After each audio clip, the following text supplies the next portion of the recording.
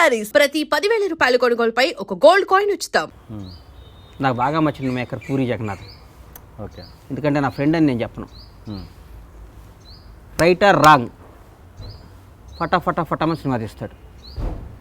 ముందు స్టోరీ చెప్తాడు ఒకరోజు, అదే సినిమాలో ఉంటుంది, ఎక్స్ట్రా షాట్ ఉండదు. నంబర్ 2, సినిమా అంటే భక్తి భయం, సినిమాని ప్రేమిస్తూ సినిమానే జీవితంగా బతికాడు త్రివిక్రమ్ శ్రీనివాస్. వండర్ఫుల్ పర్సన్ ఆయన. ఒక ఫ్రెండ్షిప్ అన్నా, ఒకటి చల్లగా ఇండస్ట్రీ చల్లగా ఉండాలని కోరుకునేవాడు త్రివిక్రమ్ శ్రీనివాస్. అట్లాంటి వాళ్ళు ఇండస్ట్రీకి 10 మంది కావాలి సార్. ఓకే, త్రివిక్రమ్ శ్రీనివాస్ లాంటి వాళ్ళు అట్లాంటి ఒక 10 మంది ఉంటే ఇండస్ట్రీ కళకళలాడుతుంటారు. ఇప్పుడు ఎందుకు సురేష్ బాబు ఉన్నాడు, అల్లు అరవింద్ గారు ఉన్నారు, వీళ్ళందరూ సినిమా వాళ్ళకి. ఊరికే అరవింద్ గారికి 40 ఏళ్ళ చరిత్ర, 30 ఏళ్ళ చరిత్ర ఉంది. ఆయన ఎప్పుడు ఎగిరిపడలా. సినిమాలు 1 year 2 years గ్యాప్ వచ్చింది. గీత ఆర్ట్స్ కానీ సురేష్ ప్రొడక్షన్స్ 100 ఏళ్ళు ఉంటుంది ఆ సంస్థ. అట్లాగే నా సంస్థ కూడా ఉంటుంది, ఒక 50 ఏళ్ళు 100 ఏళ్ళు. నా పిల్లలు, నా మనవాళ్ళు కూడా ఇండస్ట్రీలో ఉంటారు. ఇప్పుడు మీరు మేకర్స్ గురించి వాళ్ళ మైనస్లు అని చెప్పారు, అట్లా ఉంటారు, సినిమాని గౌరవించాలని. అట్లా మరి ఓన్లీ మేకర్స్ ఎందుకు మీరు చెప్తున్నారు? ఆర్టిస్టులలో కూడా ఉన్నారు అలాంటి నెగటివ్. ఆర్టిస్టులో అట్లా ఉంటే ఉండరు సార్. 1 year ఉంటారు, 2 ఏళ్ళు ఉంటారు, పక్కన పెట్టేస్తారు. చాలామందిని పిక్స్ని చూశాను నేను. ఓకే, సేమ్ మళ్ళీ వేషాల కోసం తిరిగే వాళ్ళని నేను చూసా. ఓకే, నేను చూశాను. అమ్మ వీడు ఏంటా అనుకుని చూశాను. ఎవరైనా సరే, నేను సినిమా ఒక ఫ్రెండ్ వేషం వేస్తున్నా, హీరో పేరు చెప్పను, ఒక లోపల డ్రాయరో బన్నీనో కరెక్ట్గా లేదని క్యాష్ని పిలిచి నోటుకొచ్చినట్టు తెచ్చేవాడు. ఒక ఫస్ట్ 2-3 సినిమా హిట్లు వచ్చినాయి. అమ్మ ఏందా ఇట్లా తిడుతున్నాడు అనుకున్నా. బన్నీ లోపల కోసం అని తిట్టుకుని చిన్నప్పుడు రాజమండ్రి దగ్గర షూటింగ్ జరుగుతుంది, ముత్యాల సుబ్బయ్య గారి డైరెక్షన్లో సినిమా. ఓకే, షాక్ అయ్యాను. అమ్మ ఇంత ఈగోనా అంటే మాది వాళ్ళది పెద్ద ఫ్యామిలీ, పెద్ద ప్రొడ్యూసర్ కొడుకు, ఇట్లా మాట్లాడేవాళ్ళు. జాలేసింది అమ్మ వీళ్ళని వేషాల్లో వేయాల. సినిమాని గౌరవించకపోతే ఎవడైనా కెమెరామ్యాన్ కానీ, డైరెక్టర్ కానీ, అసిస్టెంట్ బాయ్ కూడా ఆయన పనికి గౌరవించాలి సార్. బాయ్ అనేవాడు కూడా ఒక పద్ధతిగా కాఫీ ఇవ్వాలి. రెక్లెస్గా కాఫీ ఇస్తే రెండోసారి సినిమాలో పెట్టుకోరు. బట్టలు వేసేవాడు కూడా ప్రేమగా బట్టలు వేయకపోతే రెండోసారి కాస్ట్యూమ్గా పెట్టుకోడు. సినిమా ఇది ఒక ప్రవాహం, గోదావరి వరదలా వస్తూ ఉంటుంది. ఆనకట్టు వేసుకొని జాగ్రత్తగా వాడుకోవాలి. గేట్ ఎత్తామంటే వెళ్ళిపోతాం, సముద్రంలో కలిసిపోతాం. అది సినిమా. అండ్ ఇప్పుడు మీరు చెప్పారు చాలా ఖర్చు పెట్టి తీసి అంటే మీరు అన్నారు పూరి గారు చాలా ఏం చెప్తారో అదే ఉంటుంది, చాలా క్రిస్ప్గా. అని అలాగా చెప్పిన దానికి చేసిన దానికంటే కరెక్ట్ అంచనా కూడా లేకుండా, ఒక లెక్క లేకుండా తీస్తూనే పోతుంటారు కొంతమంది మేకర్స్. అలాంటి వాళ్ళ విషయంలో ప్రొడ్యూసర్ ఎలాంటి కష్టాలు పడుతుంటాడు? నరకవరం వేస్తుంటాడు. ఎందుకురా బాబు వీడితో సినిమా తీస్తున్నావు అని ఫీల్ అవుతుంటాడు. బయటికి చెప్పలేడు. చెప్తే సినిమా ఏం వద్దా, ఏం ఫిట్టింగ్ వస్తుందా అని. జీవితంలో ఒక లెసన్ అది. ఓకే, ఫలానాడితో పని చేయకూడదు. ఓ 10 మందికి చెప్తాం, ఒరే మీరు పొరపాటు నా దగ్గరికి వెళ్ళమాకంటారా అని చెప్తాం. ఫ్లాప్ ఇట్లేము సార్, మన చేతిలో లేదుగా. కానీ గౌరవంతో సినిమా తీయాలి. వాడు క్లారిటీ లేదు, ఏ షాట్ ఎందుకు పెడుతున్నావో తెలియదు, తీసిందే తీస్తుంటారు సాయంత్రం దాకా. ఓకే, ఏ ఆర్టిస్ట్ని పెట్టాలో తెలీదు, ఎందుకు పెట్టాలో తెలియదు, కాస్ట్యూమ్స్ అంటే తెలియదు. అది సినిమా కాదు. అది ఊరికే బై జాక్పట్లో ఒక సినిమా తగిలి ఉంటుంది, మంచి 4 ఇంగ్లీష్ సినిమా చూసి ఫ్రేమ్లో పెడతాను. నేను బ్రహ్మాండంగా తీస్తాను సార్ సినిమా, మీకు తెలుసా? మీకు ప్రొడక్షన్ కాకుండా డైరెక్షన్ చేయాలని ఆలోచన చిచి లేదు? నాకు అంత ఓపిక లేదు. అవన్నీ టైం వేస్ట్ అవ్వాలి సార్. మనకి సరిపోని అవ్వరు అది. నేను ప్రొడక్షన్ నాకు 100 వ్యాపకాలు, 200 పనులు, 100 వ్యాపకాలు నాకు. నేను రియల్ ఎస్టేట్ చేస్తా, పౌల్ట్రీ చేస్తా, మా ఫీడ్ ఫ్యాక్టరీ పనులు చేస్తా, నేను సోలార్ ప్లాంట్లు పెడుతున్నా, మా సినిమాలు చేస్తా. నేను పెద్ద పిఆర్ని నేను. మీరు పూరి జగన్నాథ్ అంటే బాగా ఇష్టం అని చెప్తున్నారు. ఆయనకు ఒకసారి 50 లక్షలు పెట్టి యాష్ ట్రే కొనిచ్చారంటే నిజమేనా? లైటర్ ఇచ్చా. లైటర్ ఇచ్చాను. ఎందుకు ఇచ్చానంటే దాని ఎంత 50 lakhs 40 అంత. మళ్ళీ ఇప్పుడు ఎందుకు, అప్పుడు ఇన్కమ్ ట్యాక్స్ వాళ్ళు వచ్చారు పట్టుకున్నారు, వదిలేండి సార్ అవన్నీ మళ్ళీ బాగా. సో అంతంత కాస్ట్లీ గిఫ్ట్లు ఇస్తుంటారు మీరు? అంతంత కాస్ట్లీ గిఫ్ట్లు ఇస్తాను, ఒకటే ఇచ్చా సార్, ఇంకెవరికి ఇచ్చాను? దాన్ని ఇంకోలాగా ఉపయోగించవచ్చు గిఫ్ట్ అంటే గిఫ్ట్గా. అరే లైటర్ అంటే మనాడు దగ్గర ఎప్పుడు గుర్తుంటుంది, మనాడు 4 సినిమాలు తీస్తాడని ఇచ్చాం సార్. అంతే, దాచుకున్నాడు అంతే, దాని ఏముంది. అయ్యేముంది, డబ్బును నీళ్ళలా ఖర్చు పెడతారు మరి? నేను అసలు పెట్టాను. 100 రూపాయలు ఖర్చు పెడితే 1000 రూపాయలు వస్తాయి నాకు. అట్లుంటేనే ఖర్చు పెడతాను. నేను ఎందుకు ఖర్చు పెడతాను? ఆ లెక్కతోటి గిఫ్ట్. నేను డబ్బుకు ఖర్చు పెట్టను, నేను ముందు తాగను, నేను కార్డ్స్ ఆడను, నేను ఏ తప్పు చేయను. నా క్యారెక్టర్ అది. నాకు సినిమా, నాకు సర్కిల్ తప్ప. అదే ఆ రూపాయి పెడితే 100 రూపాయలు వస్తాయని లేకపోతే నేను ఎందుకు పెడతాను? మీకు ఇస్తాను గిఫ్ట్, అదే గిఫ్ట్ మీకు ఇస్తానా అంటున్నా. పూరి జగన్నాథ్ అసిస్టెంట్కి ఇవ్వచ్చుగా, 100 మంది డైరెక్ట్గా ఇచ్చేయచ్చు. కానీ ఈయన పూరి జగన్నాథ్ అంటే అవతలాడికి కూడా మనం సో కమర్షియల్ లెక్కతో ఇచ్చారు. ఒక రకంగా మీరు అట్లా అనుకుంటే దానికి కమర్షియల్ అని పేరు పెడితే నేను ఏమన్నా. ఓకే, ఇప్పుడు త్రివిక్రమ్ గారి టాపిక్ వచ్చింది కాబట్టి పవన్ కళ్యాణ్ గారి స్పీచ్లన్నీ త్రివిక్రమ్ గారు రాస్తారని ఉంది ఒక టాక్. ఎంతవరకు నిజం అది? మీరు దగ్గరగా చూశారు కాబట్టి. మరి ఇది నేను చెప్పేది మీరు కట్ చేయకూడదు అస్సలు. నా దాంట్లో ఎడిటింగ్ ఉండదండి. కట్ చేస్తే మీరు వచ్చి హ్యాపీగా మా ఐడ్రీమ్ మీద కేసు పెట్టొచ్చుగా. మరి నా దగ్గర షూరిటీ ప్రామి ఉండదు. దీని వీడియోలో తీయమ్మా, దీన్ని వీడియోలో తీసి, ఎందుకంటే నాకు సేఫ్టీ కోసం నేను చెప్పేది మీరు కట్ చేయకూడదు. ఇది వీడియో తీస్తూ ఉండండి అమ్మ, చెప్తాను. అది వీడియో ఆన్ చేసి పెట్టండి. ఓకే, అడగండి ఇప్పుడు. ఓకే, అదే పవన్ అంటే చాలామంది పబ్లిక్ టాక్, ఇండస్ట్రీ టాక్ ఏంటంటే కొంతమంది అంటే దాని క్లారిటీ కోసం అడుగుతున్నా. పవన్ కళ్యాణ్ ఇచ్చే స్పీచ్ల వెనుక త్రివిక్రమ్ గారి స్క్రిప్ట్ ఉంటుంది అన్నది.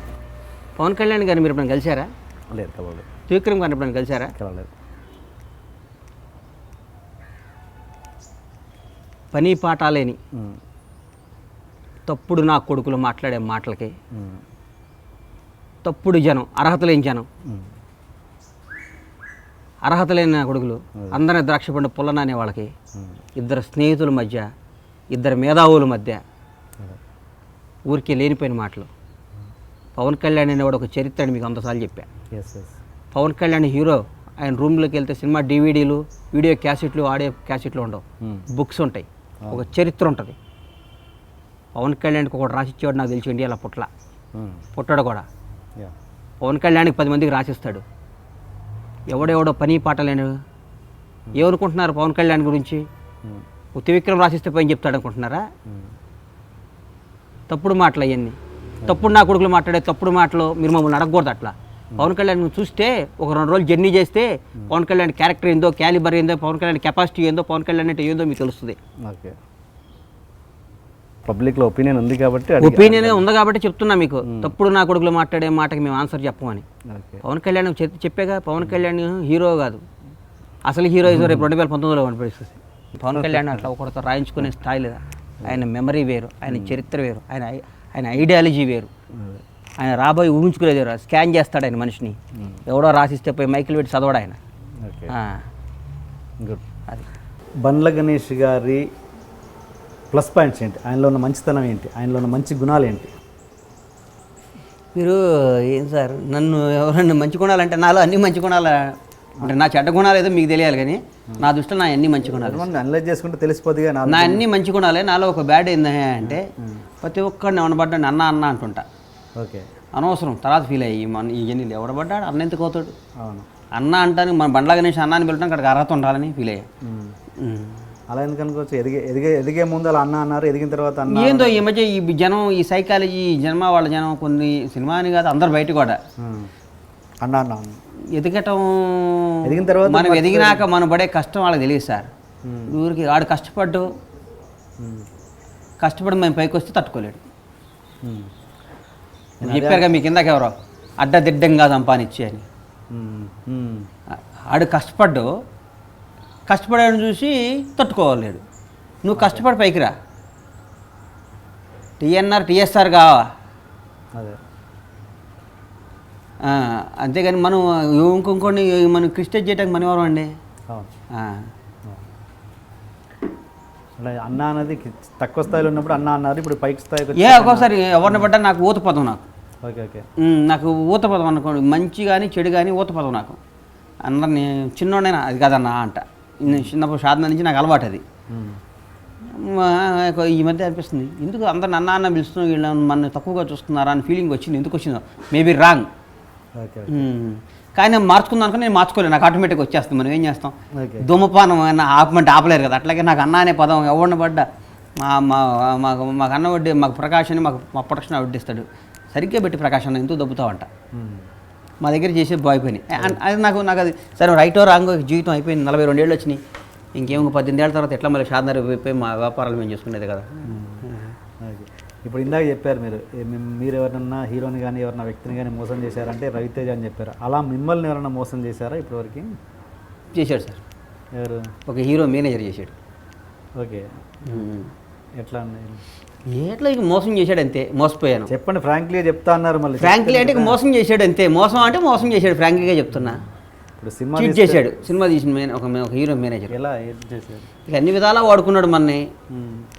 ఆ రోజు మన అవసరం, మోసపోతున్నాం అని తెలిసి కూడా మోసపోయాను. అది గొప్ప ఆర్ట్. అది నాకు తెలిసి నేను మోసపోతున్నాను తెలిసి కూడా మోసపోయాను ఆ హీరో చేత.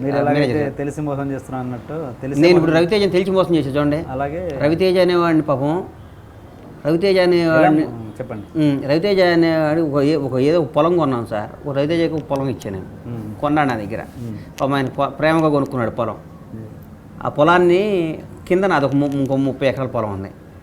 30 ఎకరాలు అమ్మాలంటే ఆడ 25 ఎకరాలు ఇస్తేనే అమ్ముతా అన్నాడు. ఓకే. 30 నాది 40 ఉంది. అప్పుడు రవితేజ దగ్గర పోయి అబద్ధం చెప్పి, అన్న నీదేదో గవర్నమెంట్ వాళ్ళు అక్విజిషన్ చేస్తున్నారు, అమ్మేద్దామని. నమ్మాడు పాపం. నమ్మి ఇచ్చాడు. చాలా బాధపడ్డారు అసలు పాపం. ఇటు దేవుడు చాలా మంచివాడే. రవితేజ సినిమా తీసి 5 కోట్ల డబ్బులు మిగిలినాయి మనకి, అయినా మోసం చేస్తున్నానే అని ఫీల్ అయ్యా. కానీ ఏదో ఒక రోజు ఆ రుణం తీర్చేసుకుంటారు రవితేజది. ఇదేనా మీరు చేసిన మోసం? అది మోసమే కదా సార్. అది ఓకే. మోసం కాదు అది. ఏంటి ఆయన రియాక్షన్ ఏంటి దానికి చెప్పంగానే? ఆయనకి ఈ తర్వాత తెలుసు అన్న నేను మోసం చేశాను నిన్ను అని చెప్పా. సారీ చెప్పా. గొప్పవాడు కాబట్టి నాకు తెలుసురా అన్నాడు అంతే. నన్ను ఎరా అంటాడు, నాకు తెలుసురా అన్నాడు. ఓకే. మొత్తానికి ఏంటి మోసం అని చెప్పన్నారు, చెప్పేశారు. చెప్పనంటే రవితేజ పాపం నిజాయితీ పడు కదా సార్ పాపం. ఆయనతో ఉన్న మీకు రిలేషన్ ఏంటి? ఆయన క్యారెక్టర్ గురించి, ఆయన మీ రిలేషన్ చెప్పండి. అంటే కష్టపడి పైకి వచ్చిన 100% చిరంజీవి తర్వాత 100% ఈ రోజుకి కూడా డబ్బు విలువ తెలుసు నాకు. డబ్బుని ఇష్టపడేవాళ్ళు అంటే నాకు మోజు సార్ బాగా. డబ్బుని రెస్పెక్ట్ ఇచ్చేవాళ్ళు అంటే ఒక ఫ్యామిలీ, ఒక భార్య, ఒక పిల్లలు, ఒక అమ్మ, ఒక నాయన, వీళ్ళందరూ ఇట్లా ప్రేమగా చూసేవాళ్ళు అంటే నాకు ఇష్టం బాగా. అట్లా ఇండస్ట్రీలో చాలా తక్కువ మంది ఉండేది. ఒక ఫ్యామిలీ అంటే ఒక రవితేజ కదా విపరీతంగా ఉంటాయి. వాళ్ళ అమ్మ నాన్నని, వాళ్ళ ఫ్యామిలీని బాగా చూస్తాడు. మేము ఆర్భాటాలు పోం సార్. మేము ఇన్ని చేసినా మేము ఆర్భాటాలు పోయి మా ఫ్యామిలీని బయట తీసి అట్లా చెయ్యం మేము. మా స్టైల్ అది, బేసిక్గా మా స్టైల్ అది. మేము ఎక్కడికి మా ఫ్యామిలీతో మేము బయటికి రాం.